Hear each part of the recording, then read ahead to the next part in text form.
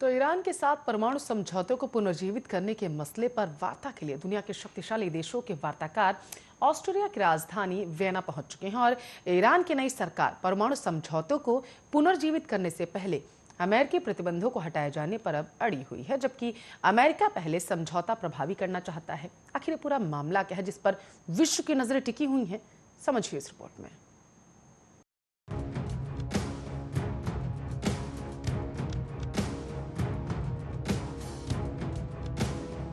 Iran परमाणु समझौते पर एक बार फिर से अंतर्राष्ट्रीय बातचीत शुरू हो चुकी है।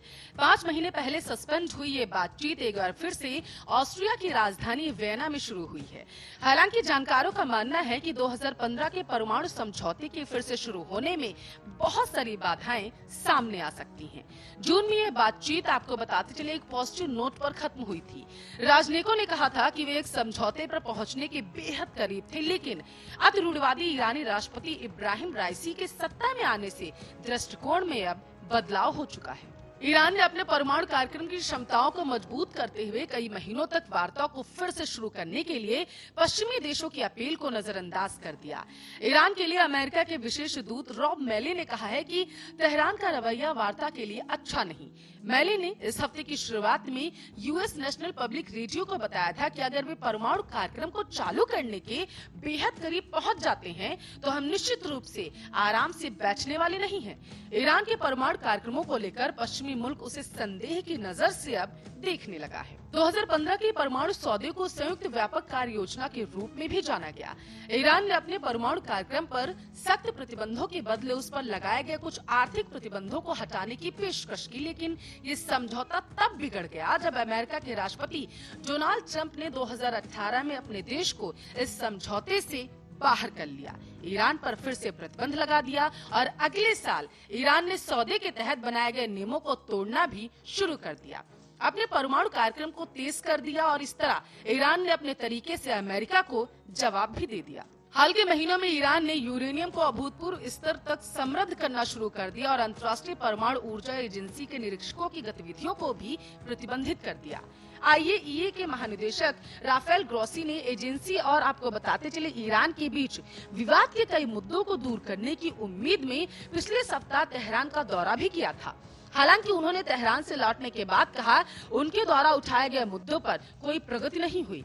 JCPOA वार्ता को खतरे में न डालने के लिए पश्चिमी राजनयिकों ने आईएईए के बोर्ड ऑफ गवर्नर्स की पिछले हफ्ते की बैठक में ईरान के आलोचनात्मक प्रस्ताव पर चर्चा करने के लिए कह दिया था। ये समझौता इसलिए हुआ क्योंकि पश्चिमी देशों को डर था कि ईरान परमाणु हथियार बना सकता है या फिर वो ऐसा देश बन सकता है जिसके पास परमाणु हथियार भले ही ना हो, लेकिन उन्हें बनाने की सारी क्षमताएं हो और वो कभी भी उनका इस्तेमाल कर सके। इजराइल और अमेरिका को कभी भी ये मंजूर नहीं था। ईरान परमाणु समझौतों को परफेक्ट या बिल्कुल सटीक नहीं कहा जा सकता था, लेकिन ईरान के साथ सकारात्मक संबंधों की शुरुआत के लिए इसे एक विकल्प के तौर पर जरूर देखा गया।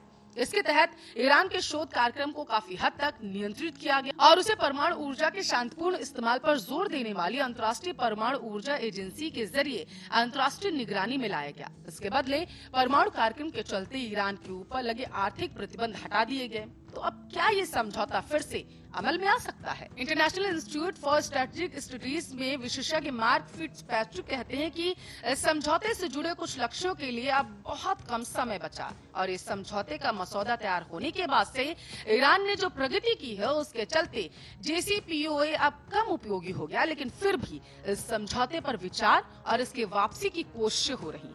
ऐसे में ये जानना भी बेहद जरूरी बन जाता है कि आखिर इस समझौते से किस देश को कितना फायदा होने वाला है। आपको बताते चले, इस समझौते से किसी को बहुत ज्यादा उम्मीदें नहीं है।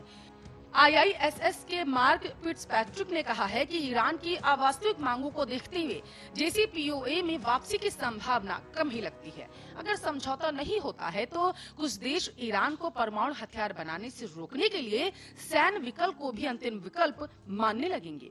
मार्क फिट्जपैट्रिक ने कहा है कि अमेरिका और ईरान समझौते में कम से कम शर्तों पर राजी हो सकते हैं, जिसमें ईरान के परमाणु कार्यक्रम को सीमित करने के साथ कुछ प्रतिबंध भी हटाए जाएं। इसकी सभी कमियों के बावजूद ईरान परमाणु समझौते के फायदे भी हैं।